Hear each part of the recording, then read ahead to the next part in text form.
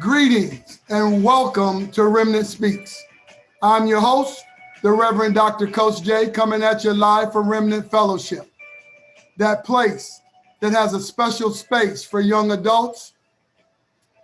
What we try to do is to engage them, nourish them, restore them, and equip them for Christian service. So this podcast is an opportunity for us to have dialogue, open and free dialogue, so that we might be able to talk about the topics that's most important to us, so we can get a better understanding, so that we can grow. Tonight's topic happens to be, should we march and protest for Black rights or civil rights? We have an excellent group of panelists this evening. I'm going to let them introduce themselves, and then we'll get started. And we're going to start off with none other than Paul Copland. Tell us a little bit about yourself, Paul.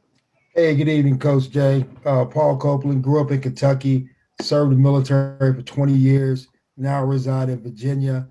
Try to do outreach with our community through the church I attend, Colossian Baptist Church, and through our beloved fraternity, Alpha Phi Alpha Fraternity Incorporated.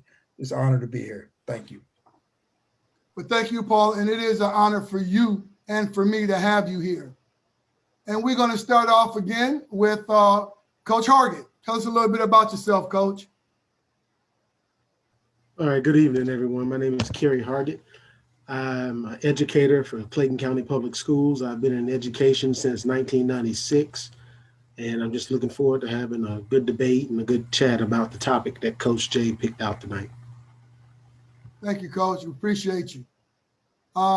We have a newbie on the podcast, and that's none other than David Coleman. Tell us a little bit about yourself, Dave.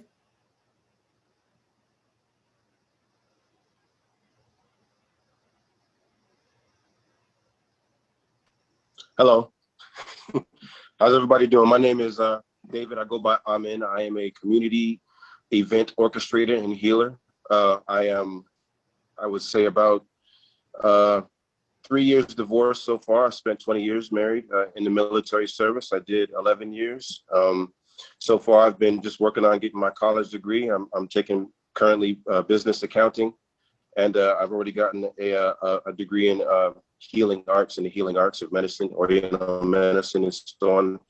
So my goal is just to apply that to the community and help teach people how to heal themselves psychologically, physically, and spiritually. Fantastic. That sounds like a good thing, and that's why you're here. We need those kinds of minds. We also have a very interesting. I'm from Anchorage, Alaska. I apologize. No problem. And that is Ronald Gibson. Tell us a little bit about yourself, Ron. Doc, ain't a whole lot to tell, man. I am from the great state of Mississippi. I ain't no big shot, just a little shot that keep on shooting, Doc. That's pretty much all it is, bro.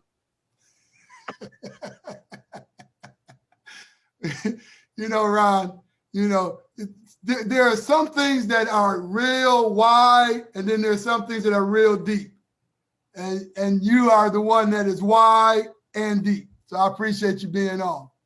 And we're going to end up with our own illustrious Josh Scandrett. Tell us a little bit about yourself, Josh. Well, I'm just a poor young man that gets invited to these things from time to time. I like to give a little bit of input here or there. I like to think of myself as wise a little bit. I like to surround myself with smart individuals and people that know a lot about things that I don't know about. That's me. Well, we appreciate you. You are a bulwark within Remnant Fellowship, and we really appreciate you and your wife for all that you do. This evening's podcast originated out of the mind of Josh, by the way. I was in the same kind of mindset as I was watching what's going on in TV and some of the social media outlets and what's happening on the political front. And oftentimes I have conversations with many different individuals as it relates to Black America, politics, what's happening socially. And so the ideal of marching that took place last year and protests that took place in January 6th. And now it seems like we're on the cusp of maybe entering into another marching, demonstrating, protesting kind of atmosphere. And I think when we do this, it's all for a particular reason, and that is we want our rights. Some people feel like we're not getting the rights that we deserve. And some feel that the best way to do that is by protesting. And then I often think, okay, so what are we protesting? And who are we protesting for? Because now this thing seems to be split down the middle, and it's us versus them. And us is not getting what we deserve, so we protest. And then them, they feel like we're doing something that they shouldn't be. And so we get stuck in the middle, and I think we've got a mess on our hands, and I need some bright minds to help me figure this out. So my first question on this evening is, do any of y'all, and I would like for each one of you to answer this in your own way, but do you think marching and protesting for civil rights has played out? Is that the end all be all? Should we do this anymore? What do you think, Paul? Hey, thank you, Coach Jay. No, our First Amendment right gives us that right to exercise free speech. That's legally the only way you can do it. So we can never, ever stop marching, stop protesting. When we do, we live in a society where anything goes. And let's be clear, protesting, people think protesting is peaceful. It is peaceful, but it's always uncomfortable. If it wasn't uncomfortable, you wouldn't be protesting. So I think we should always continue to exercise our First Amendment right. Some people disagree, and they have the right to voice their own opinion. It's protected speech. But no, at the end of the day, we continue to do it. We have to. If we don't, we become the unheard. And what did Dr. King say about the voice of the unheard? Rioting is the voice of the unheard. So just to wrap it up, continue. We have to continue. Thank you. What do you think, Dave? Is protesting and demonstrating gone by the wayside?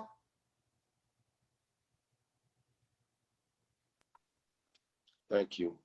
No, I don't think it's gone by the wayside. I think that we need to shift our intentions as to what we are marching and protesting for. For instance, I don't think that we should be advocating for equal rights anymore. If we examine ourselves as a people, we have a God-given mandate to live on this earth and to treat others as we would treat ourselves. Now, we know that this is not the way with those who are warmongers. And so to avoid getting into that aspect of it, I think that we should focus more on, if we're going to be marching, we should be doing so for the love of our people. If we're going to be having events where we're coming together to march, we shouldn't be marching for rights anymore. That's already ours. They're denying us of that because we're still involved in the system the minute we're marching for equal rights in a system that has never granted us equal rights. So now it's time for us to continue doing things like what they did in Black Wall Street and rebuilding our communities together. When we come together, we should have more events that involve the community coming together so that we can break down these barriers of being afraid of each other. There are all those people who are going to invoke hate because that's what they do. That's what they've done for centuries. But we as a people can override that, coming together with the love. And I think that we should focus more on things that, as far as like, I know one of my brothers is an educator. We desperately need that in the communities of people who teach children how to grow food, people who teach children how to formulate medicines, scientific methods of, designing things that are going to help purify water, things like that. I think we should focus more on our own monetary system. I think we should focus more on things like that to rebuild our communities. Got you. What do you think, Josh? See, I'm one of those individuals that I don't have an issue with marching as long as we're marching for something that is, as long as we know what we're marching for and we don't get swayed left or right. I don't want to be just out there marching saying, hey, I'm out here marching because I want to be seen, or marching because it's cool, marching because it's BLM. No, if I'm going to be out there marching, potentially putting my life at risk, it needs to be something that I believe in. It needs to be something that I believe in that's going to not just benefit me, but benefit my kids and the generations to come. Because let's be honest, when we're out there marching or protesting or any of that, you don't know what's going to happen. At the spur of a moment, anything can change. And it can be your life or their life. So I need to make sure that it's worth it. What do you think, Ron? Is marching really significant? Is it really helping anything? Thanks, Doc. No, it's not. It's a tired strategy. It's used, it's played, it affects no one, it causes no change, and no one pays attention to it. It makes a lot of noise, it causes a lot of drama, kicks up a lot of dust. But after all that dust settles and it's over with, nothing really happens as a direct result of that. Now, to that point, I've asked this question, and I asked this question a good bit last year during the protests that went on during that time. And I've yet to get an answer. Maybe one of these brothers here can give me an answer. Maybe you can give me an answer. Or maybe somebody from the listening audience can give me an answer. I've read through, our Constitution, our Declaration of Independence, even the Articles of Confederation. Obviously, I haven't read every state and every municipality, every local law and this, so obviously that. But I read through a little bit of that. I hadn't read through the entire United States Code, FRCP, or none of that. But I'm waiting for someone to give me concrete, not rhetoric, not theory, not emotion, not feeling, concrete, codified law that states that one group of people can do this and another group of people cannot. I'm waiting for that citation, not what you think, not what you feel, not what you want, not what somebody who's making a lot of money doing something said, but an actual citation. Because my brother referenced the First Amendment earlier. And yes, in here, the First Amendment does give us the right. It says that Congress will not abridge free speech the same way it says the Second Amendment that it should not be infringed on that. And it does give us the right to peaceably assemble. So those are guaranteed inalienable rights contained within the Constitution of the United States that we all live in. So my question is, where is the law, the ordinance, the civil procedure, the criminal procedure? Where is the codified thing that is telling us this you can do and this you cannot do solely because you're different? If someone has an answer for me on that, then I'll feel differently about marching and protesting. But if all you got is rhetoric and theory and what the TV told me and what so-and-so said because they had this position, that's fine. But at the end of the day, that means nothing, because all that person's going to do is pull the strings, play you, and then they're going to go off and enjoy their life, and you're going to be stuck with whatever the results are. So it's old, it's tired. I respect highly the folks that put themselves in harm's way for that. I've got stuff in the library that I will have forever, so that my son and generations after him will understand what those people did to sacrifice, lay down their lives in that manner. So I'm not disrespecting what people have done, but this is not then. This is now. And that methodology, that doesn't work. What do you think, Brother Hargett? All right. Now, what I think is this, and I think I've said this before. If you want to institute or bring upon change, you have to march, you have to protest, and you have to vote. It takes all three of those things to get to where we want to be. And sometimes I think people get fixated on just doing one component of the three things that I mentioned. I know kids and some people like to go out there when they're protesting, and it's like, I think someone said, sometimes, I think Josh said it, sometimes they don't even know why they're out there protesting. They're just out there. They don't know the real message and what's going on sometimes. But I think if we can get more informed, better informed people, like I said, you can march, you can protest, you can vote. That's the only way you're going to overcome the things that are in front of us. That's the only way. That's the only way we're going to get changes in this country. You got to do all three. You can't become fixated with one and ignore the other two and think you're going to reach the promised land. That's just the way I feel. You got to do all three. You can march, you can protest, peaceful protest, and you can vote. You got to do those things. And voting is a big part of it. You got to get your people in there. And right now, I'll just tell you, we don't get enough of our people in there. When I say our people, it depends on your political affiliation, people who look like you, people who think like you, right? We're outnumbered.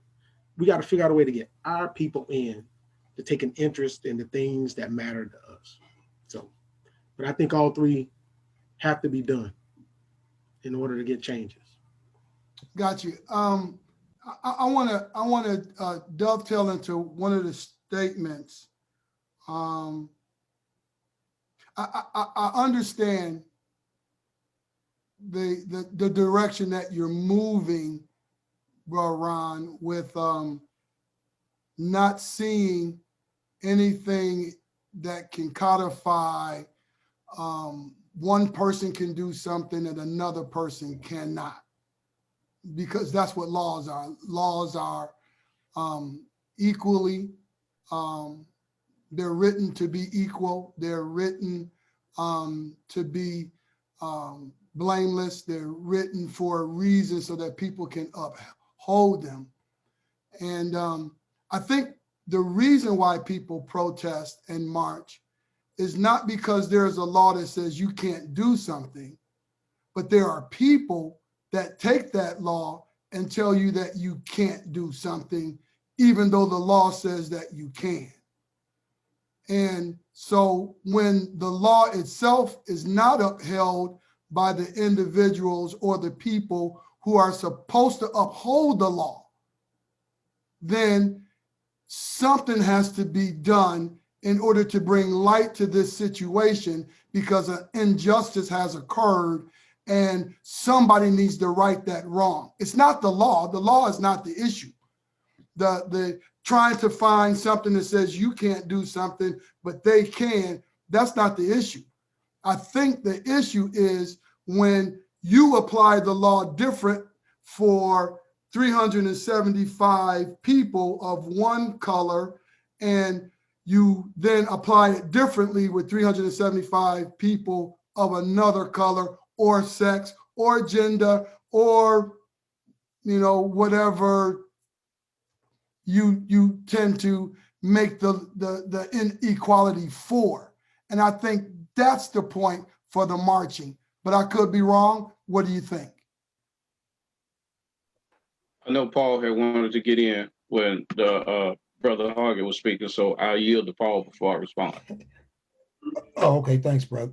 Thanks, Ron. No, I don't think you're ever going to find where it says one people could do something, the law prevents another people from doing another thing. That changed with the Civil Rights Act of 1964-65. And the Constitution clearly states anyone can peacefully protest and peacefully assemble. So I don't think you're going to find that.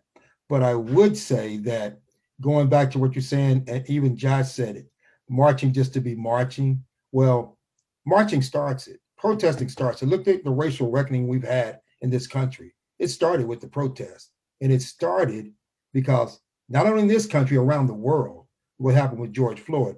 Now the plan has to go to the second and third phase.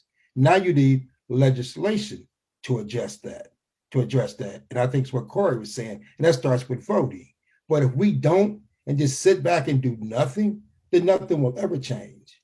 That's just my perspective. So then you got to have a vision. But what's the plan? Now you see these different factions, we talked about, or some of it's money grab. Let's be honest. Some of it's a money grab for different leaders and different people. But until you protest or march, make people uncomfortable about what happened, then you follow through with legislation and a plan, then we're just spinning wheels. That's all I wanted to say. Thanks. Let me say to you, brother Paul and David, thank you for your service. I always try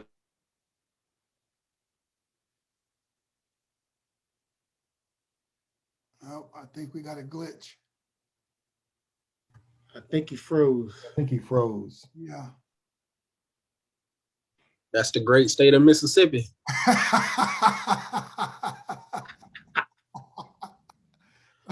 Well, go ahead, Dave. Pick up, and he'll get back in. He's done it. We've done this before. What do you think, Dave? As I stated earlier, yeah, I kind of agree with, I believe it's Ronald. Yeah. Mr. Ronald. I agree with him in the fact that marching, I don't think that marching doesn't solve anything. I disagree with that, but I believe that we've evolved beyond that now to where we should be doing other things other than just marching for civil rights. That's we have to invoke our rights within ourselves. We have to educate ourselves as to what our rights really are before we can start marching for them. And I think that, as for instance, he mentioned something about quoting citations. I couldn't quote to him a citation specifically. I'm not that educated, but I could tell you right now that tax laws have been a heavy burden upon very specific cultures, I'll put it that way, which have kind of enabled us from being able to do the things that we would do. For instance, redlining in places like Detroit. Why is it that only certain communities get affected with redlining? You know, things like that need to be addressed, and they do actually absolutely prohibit people from being able to achieve the thing. They're selling houses in Detroit for $1. You know, I mean, these things need to be understood and addressed. That as a whole, we have been disfranchised, but it's to the extent to where now it's almost like, aside from places like Kenya, where they literally have no drinking water, there are other places where the communities are just separated and distraught from crime and police brutality and things of that nature. So I think it protesting and marching for certain communities is a necessity for them. We can't tell them that they shouldn't do that no more, because that's a necessity for them. But there are other communities that are more evolved that they should be putting resources together to help aid the communities in different ways, especially with their inventions, with their ideas. There are communities now, especially Black communities, that are building banks within their community. We didn't have that. You know, we haven't had that in years. So I think things like that need to be more of the focus instead of marching for civil rights. Am I hearing the ideal that what King and Abernathy and so many others had done in the 60s has played out, when in essence, if it wasn't for the 60s and the 70s and the protests and the marches, we wouldn't be able to sit where we are now and have that conversation and have this conversation, because the powers that be don't give away their power for free. And so when there's something that's unequal, when disenfranchisement happens, I mean, you can always go back. I mean, at one point, right, everybody here was 3/5 of a person. And that was the law. And so there are laws doesn't necessarily protect you from being disenfranchised. You can always say, well, you got the same right to start a business as they got the right to start the business. That's true. But when you go to start the business, you've got individuals that saying, no, I'm not lending to you, but I'll lend to them. That, I believe, is what creates the march. Could I be wrong? No, I don't think, I'm sorry. You can go ahead, Brother Paul. I thought you were about to say something. No, go ahead, bro. You got it. I'm Coach sorry. Jay, I would have to agree with you. And I think something David said sticks out with the redlining. Redlining affected our communities because we didn't get to buy houses. You know, during the I'm a history teacher, I have to tell them on vacation. During the boom after World War II, we didn't get the benefit from that. We didn't get to move out to the suburbs and buy houses and watch that house increase in value and pass that generational wealth on to the members of our families. We were kind of pushed into certain areas. You know, a certain area of a big city may be where all the Black people were. It may be like Asia with the Asians. It could have been Chinatown or different places. We were pigeonholed into those areas, and we didn't get a chance to really get it to make any money, to build wealth for our families like some people think about it, there's still a big gap with the number of African Americans that own houses. Redlining affected us. And I think something else you were saying, Coach, the laws are designed for everyone to feel like we have the same rights. Like I tell people, I would never feel comfortable open carrying, because you've seen what happens when we open carry. They still see us as a threat. We could have the permit, everything. And we've seen the young man that passed away in Minnesota. I can't pronounce his name, but remember that happened to him. He was trying to show him his ID. Hey, I'm a licensed carrier. They still killed that dude. So it's little things. Sometimes I tell people, yeah, you have that right, but I would be careful, because we're not viewed the same as some other licensed carriers. Yeah, It's just something to think about. I just tell people, you the can laws be that right. protect, we have the same rights, but sometimes they don't give them to us. Yeah, you can be right and you can be dead right. Right. Now, I just want to chime in a little bit. I agree wholeheartedly with that, because simply because, I mean, yeah, we all have the same laws of the land. Okay, we can agree on that. But just because we all supposed to have the same laws of the land, it's supposed to abide by, and supposed to be covered and have this umbrella that we all can function under these laws, we're not all treated the same under these laws, whether it's based on our religion, our skin color, whatever it is. We can be treated differently, even though we still are functioning under the law, within the law. Let's put it like that. As you said, Mr. Hargett, the gentleman was killed and he had the permit and everything. Right. So now if I'm a gun carrying, permit owning, law abiding citizen, you think I want to reach for my permit to show an officer? No. What's going to stop him from doing me that way? But then you have white gentlemen, I'm going to say it, European, Caucasian, whatever you want to call them. They open carry with M4s, M16s, Dracos, whatever you want to call them. They walk around with these slung over their shoulder, and they don't even ask them if they have a permit or anything. So the laws may be there, but if you're going to treat an individual or individuals or a group of people differently, even though a law is there, then the laws aren't working. So maybe, just maybe, and that's why I came up with the topic, just maybe we need to be asking for Black rights, not Black women rights, but rights for Black men. They're killing more Black men than Black women. The law passed in 64 and 65 was for Black women. It gave them the rights, where they went and started protesting and standing for women's rights. No longer for Black rights, but for women's rights. But what we're looking for are Black rights for Black men. Gotcha. So, and this is what kind of struck me strange. And I thought about it and I was like, is there a difference between rights for Black Americans, people of color, Asian Americans, or is civil rights the coverall for all ethnicities? What do we think? No, there's no difference. Not in this country. And these gentlemen that have traveled the world with the United States military will affirm that in this country, our rights are no different for any individual that walks the streets in this country. I've never been to the places that these gentlemen have been, but I'm very positive that they can affirm that our governments at each level do not treat our citizens indifferently as do some countries actually do. I've never been there, but I'll just point out Saudi Arabia. If you are a female, you are found on the street and you expose portions of your physical body, you can be stoned and or killed on the street legitimately.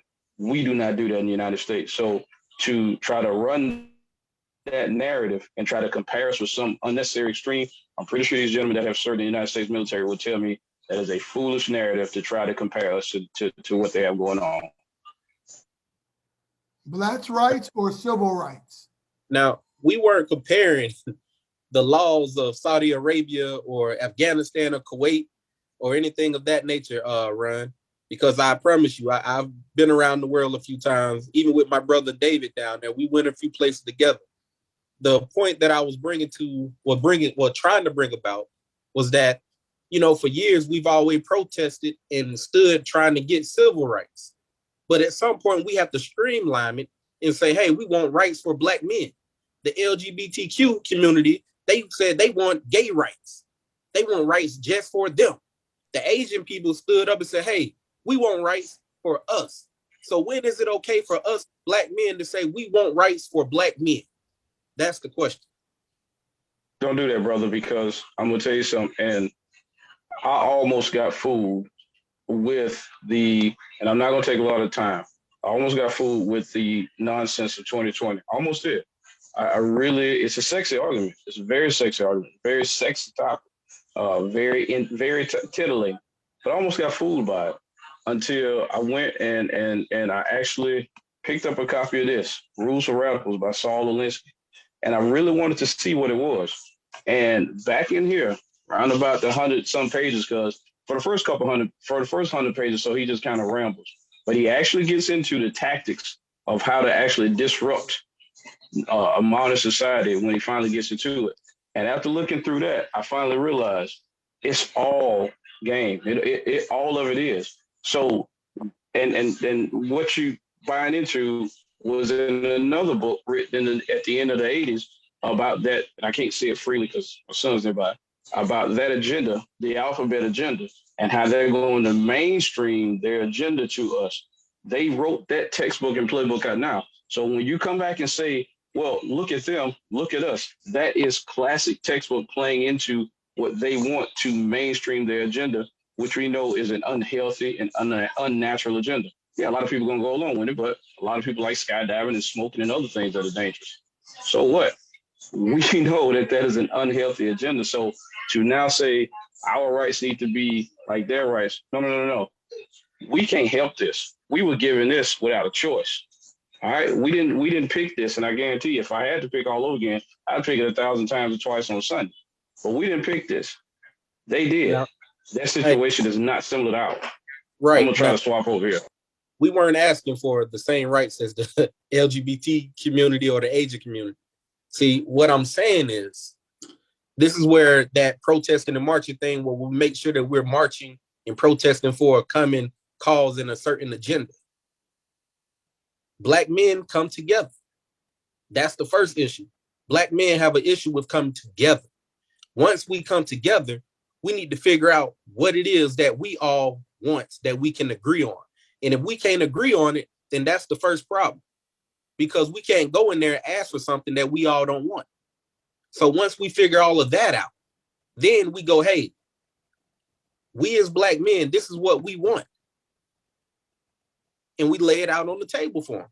It's not that we want to be equal to the Asians or to the Europeans or to whoever else. We want to be whole as Black men. We want to have whatever rights are entitled to us, and we want it laid out like this. Boom. That's what we want. We're not trying to play, well, y'all did this for them, why you can't do this for us? No. We're entitled by all the citations and everything that you said to be able to function and live under these laws. Then make it so. Make it so that when you see me carrying my M4 walking down the street slung on my shoulder, that you look at me the same way you look at that white man with his M4 slung over his shoulder. That's what I'm saying. Civil rights or Black rights? Paul, go. Well, I agree with Ron. I mean, you can't separate. I personally don't think you can separate them. And I say that because it's kind of like I think Josh said, when you go in for Black male, these are rights. I mean, you're going to get stopped at the door. Simple as that. I mean, because one, you're going to say that. What politician is going to support just that? So we have a problem there. That's the challenge. So what politician who will put his own self on the line to alienate his other constituents would do that? Not very many who wants to get reelected or elected. It's simple as that. So here's what we do.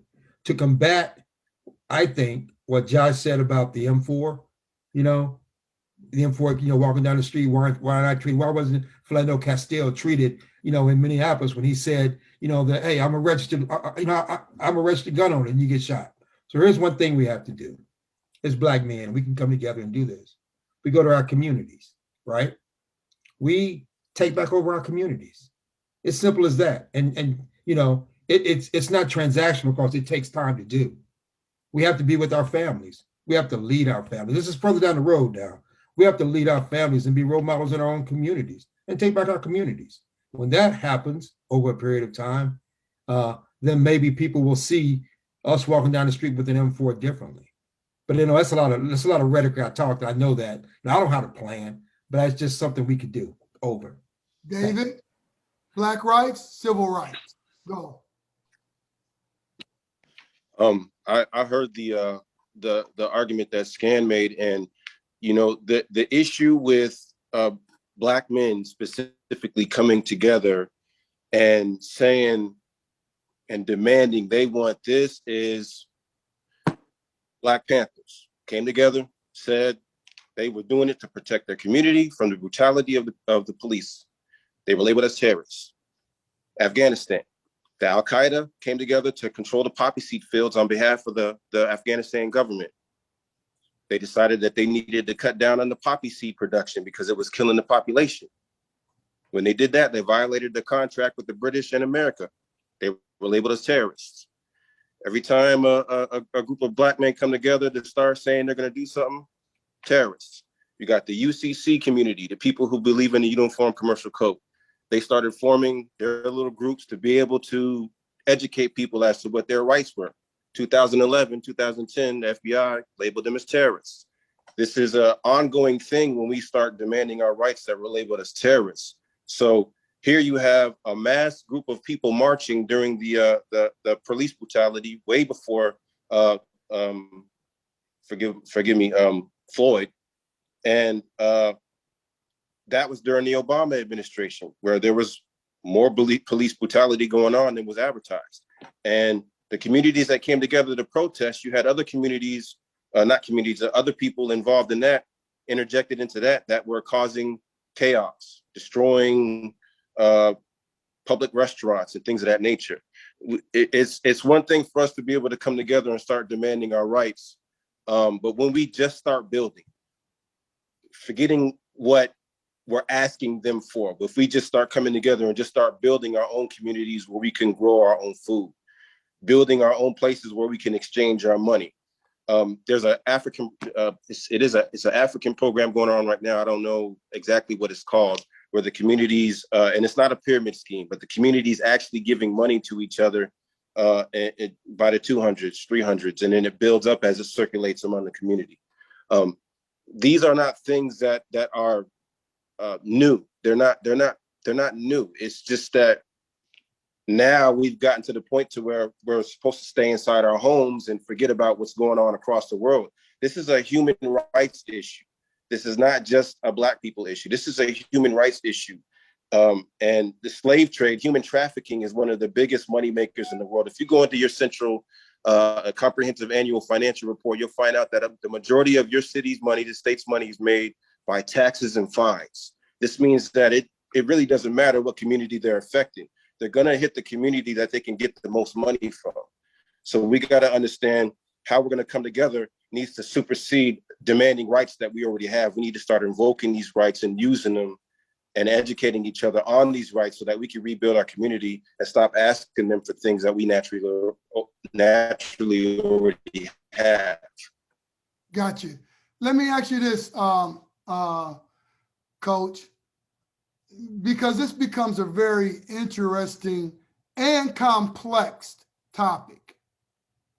But the ideal here is that, from what I'm hearing, is Black rights is a part of civil rights, which is a part of the human rights, which is what we all are supposed to have.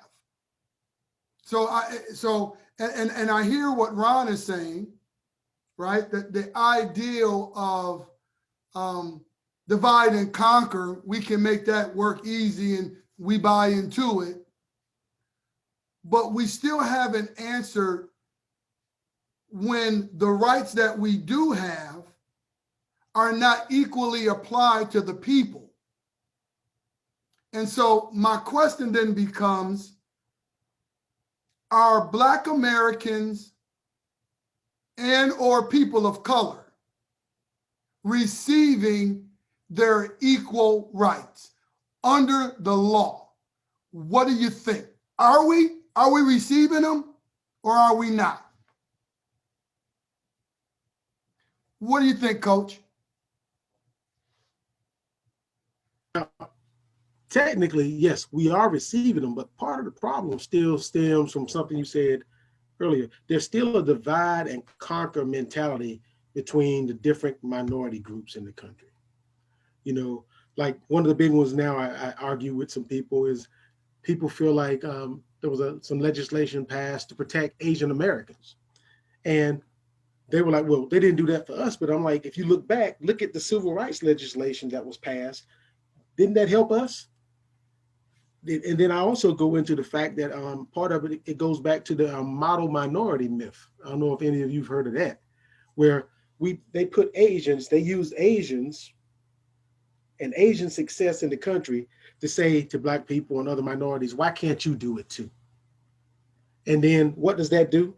How many of you know someone that's just totally, they think Asians have all the advantages, but they were put in that, but part of it happened because of white supremacy. We've been kind of pushed towards thinking that they have all the advantages. And that's just my opinion. Now, something else to think about, like right now, you're seeing more Asian Americans speaking up for the first time, especially second or third generation Asians that have been in the country. They're more vocal as compared to their parents and grandparents who just felt if I don't say anything, I'll stay out of trouble. So now they're finally speaking up and demanding their rights. And it's making some other people, making us a little mad because we think they're doing more for us when we're all in the same boat in terms of dealing with racism and white supremacy in this country. It ain't us versus them. If you look back throughout history, especially in this country, you have seen Blacks and Asians marching for the same causes. Go to a Black Lives Matter rally. You will see Asian Americans out there with us because the same thing that's happening to us can happen to them. So I think it's all intertwined, Coach. Okay. That's just my personal opinion. Ron, go. My brother says, technically, okay, well, let me ask technical questions of each man here. When you woke up this morning and you left your home and you got in the vehicle of choice or whatever mode of transportation you chose to go in, technically, did anybody stop you and ask you where you were going? When you got to your destination, wherever that was, your job, the store, your friend's house, did anybody approach you and say, technically, what business do you have here? When you go to whatever grocery store you go to, or however you acquire your food, and you go to the shelves, and you take the stuff off the shelves and you go up to the counter to pay for it, does anybody ask you, technically, have you met your rations for the month? Stop. You are the freest group of people on the face of this earth in the history of humankind at this point right now. Is everything perfect? No, and it never will be because humanity is not perfect. But we are chasing ghosts and crying about something that has nothing to do with anything. The only individual, whatever color they may be, that has anything to do with hindering me from what I need to accomplish for myself and the family that I've chosen is the guy that I see in the mirror every day. And as soon as we as males accept that, then we will grow up to become men and accept responsibility for the choices that we've made and take care of those consequences. Some of them are great, some of them are not so great. I would have some of the same consequences that some other guys would have had I gotten caught in the nonsense that I was in. Thank God I didn't. I'm not saying that I'm better than that or nothing like that, but at the same time, I recognize and appreciate that. But I can't hold on to that and say, well, let me sing the same sad song just because. No. We have to stop. It's over. Now it's just being played. And here's why I know it's being played. Because people are so quick to drop George Floyd's name, but they don't drop David Dorn's name. They've given this guy this huge chariot nationalized funeral, and David Dorn was a side mention. They named legislatures for that came up for absolutely no sense after him, a junkie, and he was a junkie because his autopsy, when he was found dead, said he had drugs in his system. So this is technically, but nothing's named after David Dorn and other individuals who have actually served their communities the way that you guys are asking people to serve their communities. They served their communities. They served them without solicitation or hesitation, and they did it, and they did not get the praise they received. But we glorify somebody who was in the wrong place at the wrong time. For what? We need to stop. We're buying a narrative. We need to stop. We're stronger than that. We need to stop.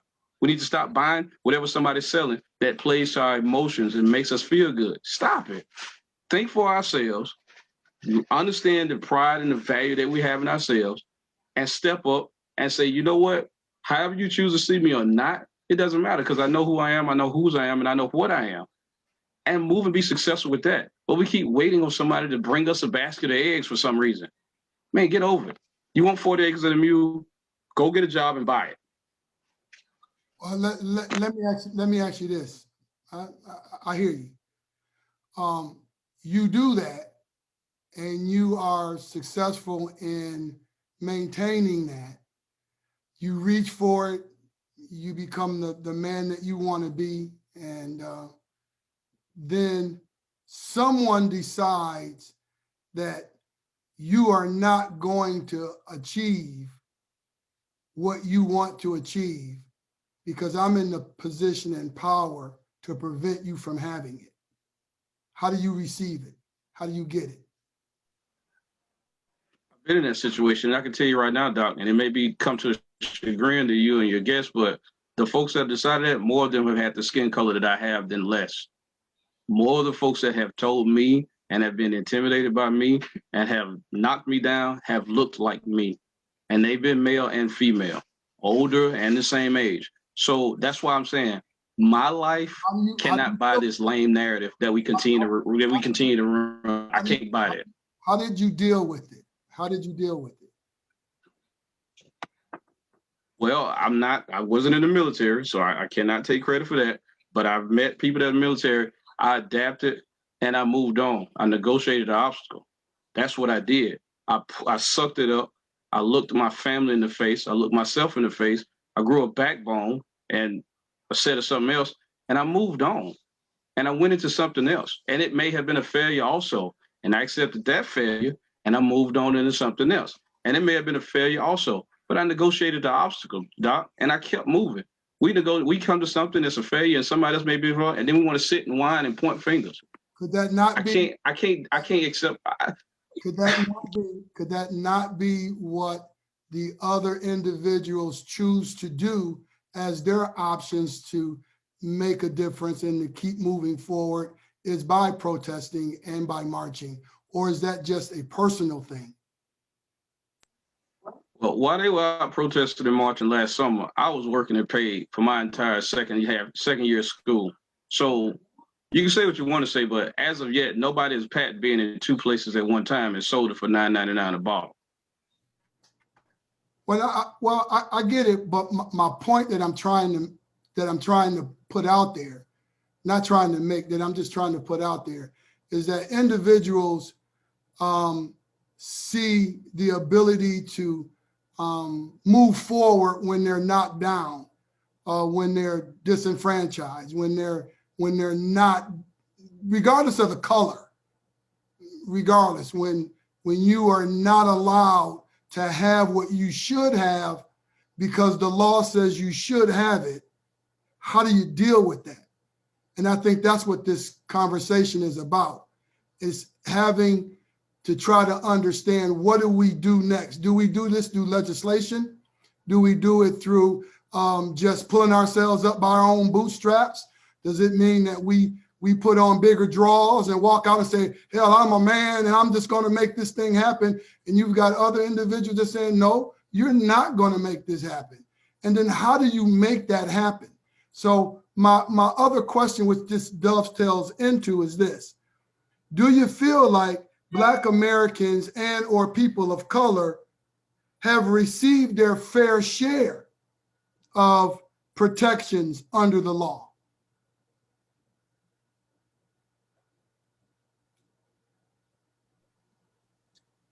All right, I'll tell you what. I don't. And that's not in every situation, in every case. And I'm gonna say for the majority of people, they've experienced some sort of obstacle, we're gonna call it, that in some way, shape, or form prevented them from reaching their success factor. I'm gonna say that. So with that being said, if I'm doing everything right within the law, everything that I personally can do to be a success story by, the terms of success, and someone chooses to decide, okay, well, because of my hair, they're not going to promote me or put me where I need to be, or won't let me get the platform that I have.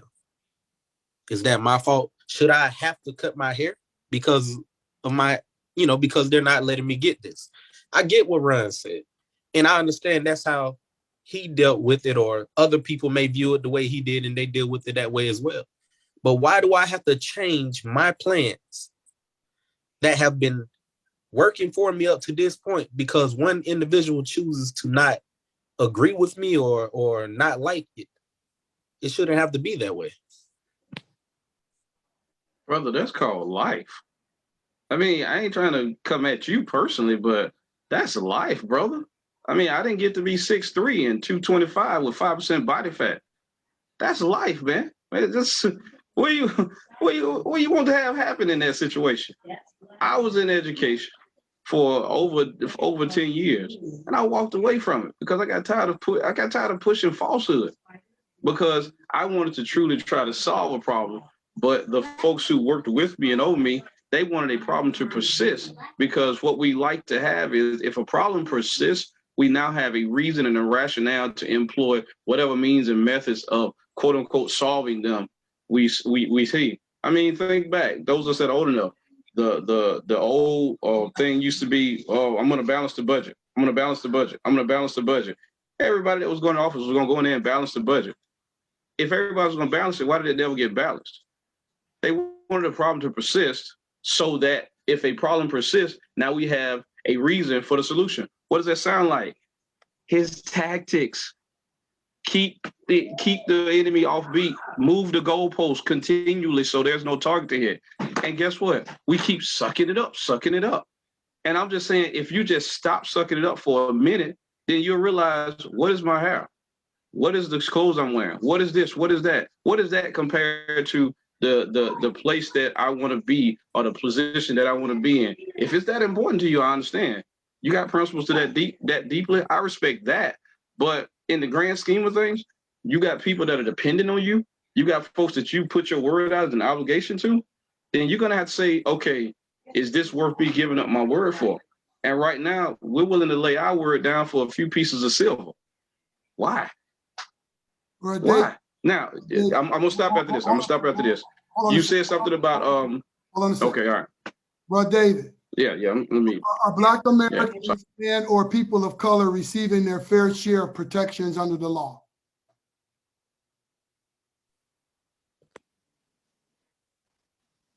No, I would say that with a capital N-O, no.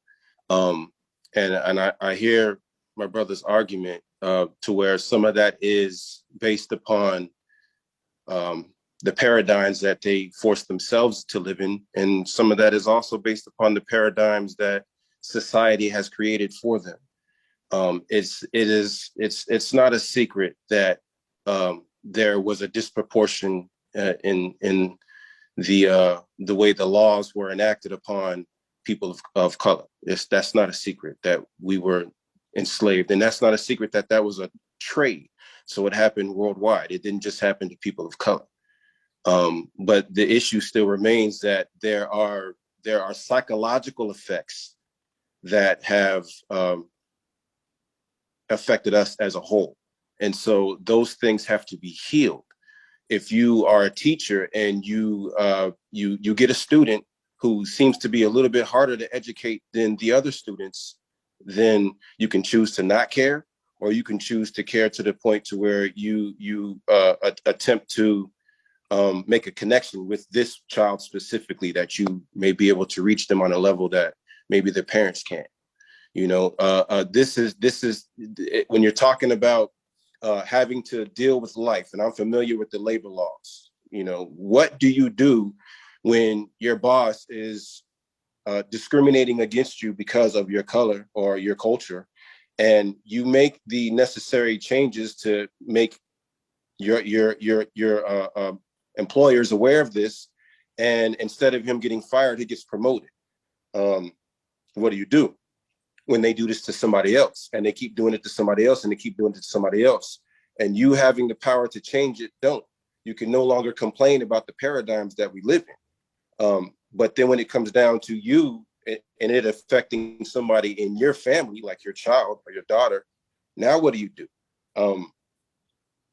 I'm thinking that in the sense of us as a people, we're all dealing with the same things. We're all going through the same things. Everybody's going through the same thing. And this was the issue with Fred Hampton, because when he went around to the people talking to them about the equal issues that they had under the law, this was what brought them together. This is also what got him killed. And so it's one of the things to where, why is it that the Judas normally looks like us? You know, I would ask that question. But, you know, as far as the circumstances that we face being a part of life, I don't believe that that's how life is supposed to be. I believe that there should be a struggle, but not to the extent to where there is an obvious burden and an obvious injustice that was placed upon us simply because of what they consider to be a threat. You know, I don't think that was something. I think that was something that was engraved in stone and prophesied upon long before this particular culture of America came to be about. So I just think that we need to focus more upon educating ourselves as a community as a whole. There are a lot of things going on. There are a lot of things that are going on that we as a people have not educated each other towards. There's people who live right across the street from me who grow their own food. I'm growing my own food in the background. Why can't we share secrets about how to grow food? Things like that should and need to start happening. It doesn't matter what's taking place as far as the injustices that are taking place if we're not even dealing with the division that we have within ourselves. And so when we start there, then we can branch out. But I don't think that means that we shouldn't be saying something about the things that are taking place just because that offers a contrast. I don't think that doesn't sound right. Got you. Bro, Paul, are Black Americans and people of color receiving their fair share of protections under the law? Well, the way you stated it, yes, they are. As simple as that. You have equal protection under the law. But the way the law is applied becomes the challenge. And when I say it applied, two ways. First of all, from the judicial system or the penal system. I mean, that's where the unequalness comes in.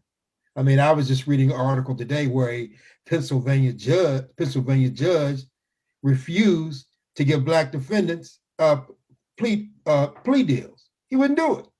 You know, that's not equal. So he finally changed it. The next thing is the way we're policed. It's not equally applied. I mean, it goes back to, you know, what Josh was saying, you know, the way people are treated, you know, it's just not equally applied. The law is there, but the way it's applied is not. That's all I have. Over. Got you. Well, gentlemen, it is that time for the magic wand question. The magic wand is if you had a magic wand and you could take it, whirl it around, boom, hit the individual with it, and everybody has to do whatever it is that you're telling them to do because you have a magic wand. So here's the magic wand question for us tonight. And I'd like for each one of you to take a crack at it. That we're getting close to that midnight hour or bewitching hour. So, you know, give us your best thought. What's the one thing, if you had a magic wand, you think President Biden could do if you waved it over and hit him with it to improve the welfare of Black Americans or people of color with an executive order? What would that be? What would you make him do with your magic wand? Who would like to go first?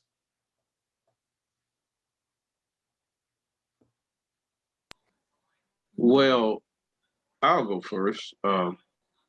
And President Biden, as you say, with his executive order, which, if the details and the specifics are correct, I think he's written the most of any president in the history of the United States thus far in less than 150 days. But, we don't hear about that. After he said anybody who rules by executive order is a dictator, but we don't hear anything about that. But let's pass those two small details and go to the fact that he was the vice president under the first African-American president of the United States. So it would seem to me that if he was going to do something that would benefit Black Americans specifically, probably when he was the vice president to the first Black American president, that probably would have been the best time for him to do it, but he didn't do it then. His actual record does not record him having a very favorable record towards Black Americans with the 94 crime bill and some other things that he's on video of saying. So with my magic wand, I don't have a high anticipation of anything that he probably will do to benefit Black Americans going forward. But all of that is kind of based on specifics and details that are actual fact, not my theory or rhetoric or what the TV told me to think about him, but the thing that he's actually done in, what is it, about 50 years in office. So that's kind of the fact of the matter about that individual there, the president, that is. What would you have him do is the question. My honest answer? Yes. Just come clean and admit it was fake and turn it over and go sit down and let somebody that's competent actually do the job that he's faking to do. That would probably be the best thing for all of us. All right. I mean, I know my brother's making faces, but you can kind of look at what he has done so far. I mean, $10 trillion, which is enough to pay the yearly salary for every single American, all 325 of us, enough to repave every single federal interstate federal road 4 times over, and you've just handed it out and created X amount of inflation. I don't see how that's helping anybody, regardless of what color you are. So what I would have them do is probably just step away and let somebody who can do the job do it. Got you. Bro, Paul, what would you do with your magic wand? Well, executive orders are limited in scope, which means the next president could just get rid of them when he comes in. He's no different than any other president we've had with executive orders. But what I would do, he can't do, I would pack the court. I would make Hawaii and Puerto Rico a state. I would pack the court, and I would turn the tides on the conservative court. It's exactly what I do, but I can't, so I'll be quiet. Thanks. Well, you got the magic wand. And that's why. Well, what would I do? But he can't do it because it takes legislation. It has to go through the Senate to do that. But I would pack the court. I make the District of Columbia a state. I make Puerto Rico a state, and I would pack the court. As simple as that. Because presidents come and go. They come and go. It's the Supreme Court that you have to worry about. That's what shapes our country for decades to come. Right now, we have a conservative board, and it will be there for a while. President Obama made one mistake when he was president. God rest her soul, he didn't ask Ruth Bader Ginsburg to retire. And I think he should have done that before his last year when Mitch McConnell, my homeboy, blocked his nominee to the Supreme Court. So I'll just say that. Pack the courts. Thank you. Got you. Josh, you had your magic wand and poof, you could hit him with it and he had to do it. What would it be?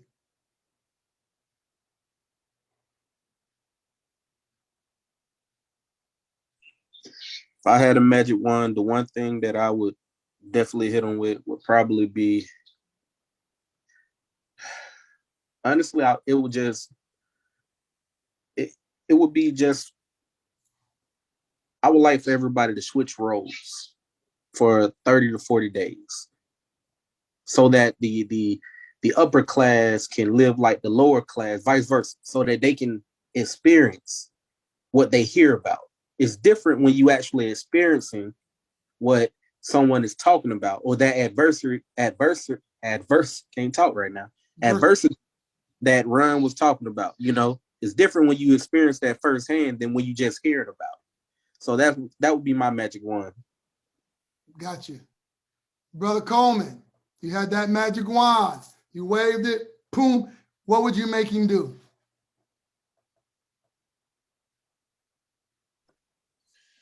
That's a good question. You know, aside from resigning, it would be that he would change the Board of Education's protocol on how they teach history and law in the schools, especially in the elementary and public schools.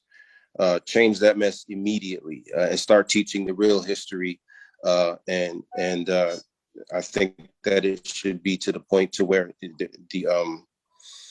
the real history of the transatlantic slaves should be taught. I think that they should actually teach more languages in elementary. I think education across the board, as far as the school board is concerned, should be changed. Got you. Last but never least, Brother Cary Hargett. Magic wand. All right, thanks, Coach. What would you do? And I would have to agree with Brother Paul. Executive orders are just pointless because, like he said, the next man up can come in and just change anything you've done to help a group of people. And I'll just piggyback off what he said. I mean, that's a tough one. And I think I would, if I had the magic wand, I would really want legislation. I want real laws that are going to affect change. It can't be something temporary. Like right now, the big thing is voter rights. I mean, while we're sitting here, and I think Brother Paul mentioned it, the conservative movement is just chopping away at our voting rights, especially in the communities of minorities. They're making it more difficult for us to vote. And I think if I could wave the wand, that might be one of the first things, because we have to get our people in office. And I'm not talking about being black. I mean, people who have the same agenda, think like we think, want the same goals. And that's what it's going to take. And it's not an overnight solution. It's going to take hard work, but it has to start there. I would probably want, if I have to pay people to give 2 years of service to knock off, the public service, to knock off some of the student loan debt and things like that. I mean, I don't even know the answer, Coach, but I'm just saying it has to be big. And I mean, maybe I'll just say student loan debt. Let's just get rid of all that, give everybody a clean slate so they don't leave college in debt. I'll go with that one. So. Well, ladies and gentlemen, you've just heard Remnant Speaks. Again, this topic can go on for infinitum. We all got our different thoughts, our different understandings, our different way of seeing things. But this is how we get better. We don't get better by not talking. We don't get better by bashing one another. We get better by listening and thinking about the possibilities that exist. So here at Remnant Speaks, I want to thank each and every one of our panelists for being here this evening. I know they could have been 1,000 other places, but they decided to spend it with us this evening. And I want them to know that they are always welcomed on Remnant Speaks or any other thing Remnant Fellowship does. Now I pray and hope that God will open up a window of heaven and pour us all out a blessing so much that it overflows our cup that we have to drink from our saucer. I am the Reverend Dr. Coach J, and I hope that I'll see you next Tuesday. You have just heard Remnant Speaks. God bless you, and may heaven shine upon you.